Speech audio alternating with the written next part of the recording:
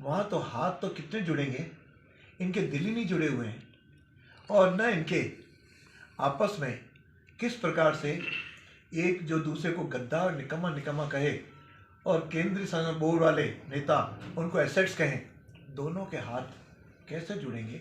यह तो केवल कोरी नारेबाजी है।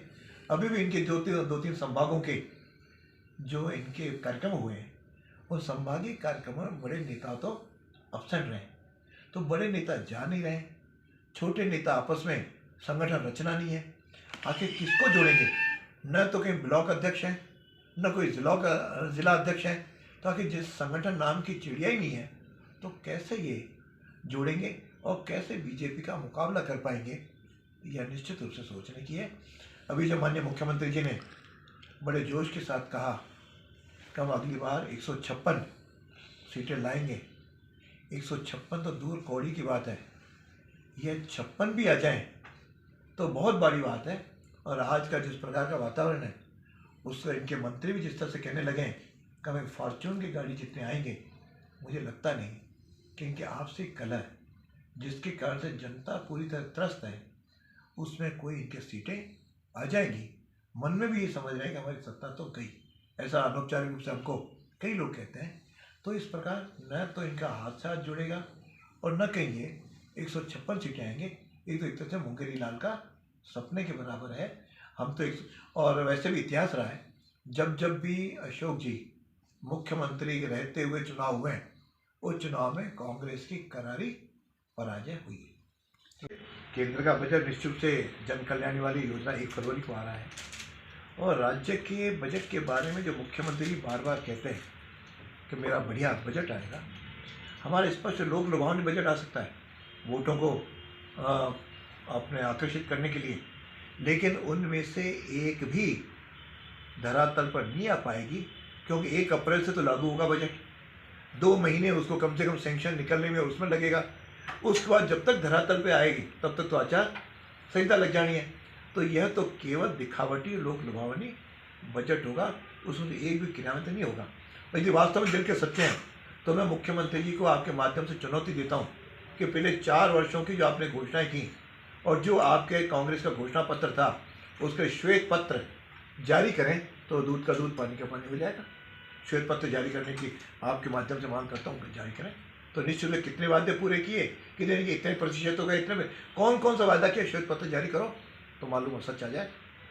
ठीक है सर, तो मैं उसके तो टिप्पणी खरीदूंगा सर। हाँ सर, बताएं। भारतीय जनता पार्टी में इस समय 22 तारीख से लेकर के 11 फरवरी तक नव मतदाता अभियान चल रहा है, जिसके तहत हमने 25 तारीख को राष्ट्रीय मतदाता दिवस ही मनाया। उसे हमारे कार्यकर्ता हॉस्टल में, कोचिंग इंस्टीट्यूशन में और साथ में कई जगह सड़कों पे, चौराहों पर टेबल लगा करके और अंतिम चरण में बूथों पे जा करके हम नए मतदाताओं को जोड़ रहे हैं, जिसमें 17 वर्ष वाले और 18 वर्ष वाले लोगों को जोड़ रहे हैं कि 2024 में 17 वर्ष वाले भी उसके लिए पर्याप्त 18 वर्ष के हो जाएंगे। तो ये सारे जो नव मतदाता हैं, इसलिए इनमें एक उत्साह भी है, ऊर्जा भी है। हमको जिस प्रकार का रिस्पांस मिल रहा है, अब मुझे जानकारी मिली कि जोधपुर में भी 8 से 10 हज़ार तक नव मतदाता जुड़े हैं। ये उत्साहजनक है, क्योंकि राजस्थान का हमारा आंकलन है कि प्रतिवर्ष 10 लाख नए मतदाता बनते हैं। 5 साल के अंदर जो 50 लाख मतदाताओं का आता है, जिनका रुझान अधिकतर राष्ट्रवादी है, राष्ट्रवाद से जुड़ना चाह रहे हैं, और उसमें भारतीय जनता पार्टी और मोदी जी के प्रति उनका क्रेज़ है, अतः बड़े उत्साह के साथ उसका जोड़ रहे हैं। बोर्ड में है और सब जगह हमारे नेता भी पहुंच रहे हैं। अभी प्रदेश कार्य समिति में वह राष्ट्रीय अध्यक्ष ने आकर के जिस तरह का विजय मंत्र दिया, और अभी माननीय मोदी जी जिस प्रकार से उसमें भीलवाड़ा जिले में आए, राष्ट्रीय नेताओं के दौरे भी चल रहे हैं, और हमने भी संगठनात्मक दृष्टि से पन्ना प्रमुख तक बनाने शुरू किए, उनकी बैठकें शुरू हुई।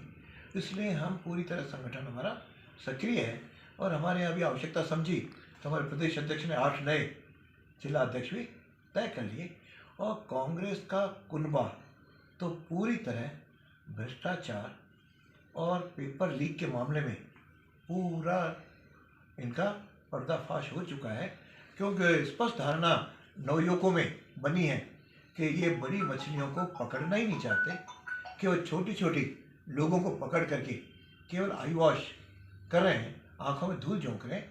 नहीं तो मैं तो उनको चुनौती दे रहा हूँ, यदि असलियत लादनी है तो सीबीआई को जांच दो, और सीबीआई की जांच के साथ साथ सबसे पहले तो माध्यमिक शिक्षा बोर्ड के चेयरमैन जिसने कहा था कि बिना उसके राजनीतिक संरक्षण के कोई पेपर लीक नहीं हो सकता, उससे तो पूछताछ कर लो।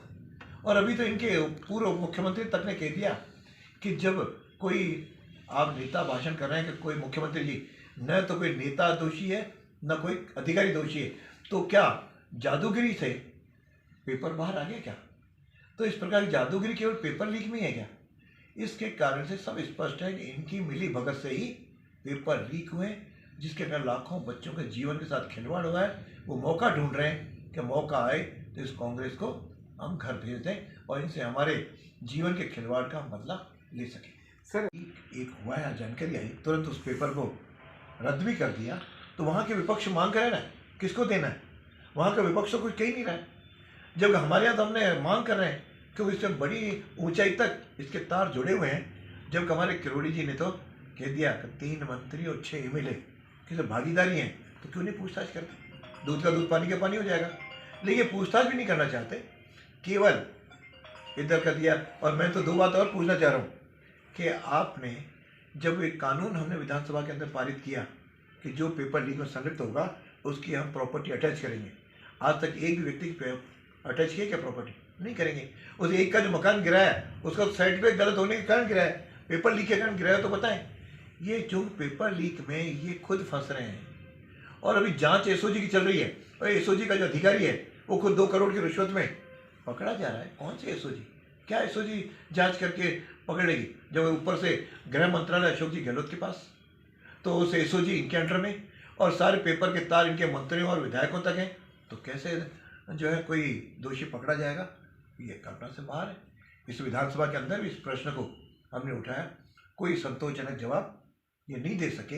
इस मुद्दे को हम छोड़ेंगे नहीं, और जब हमारा मौका आएगा तब हम इनको जेल की सींचों में दोषी लोगों को अंदर भी करेंगे और सीबीआई से जांच भी कराएंगे।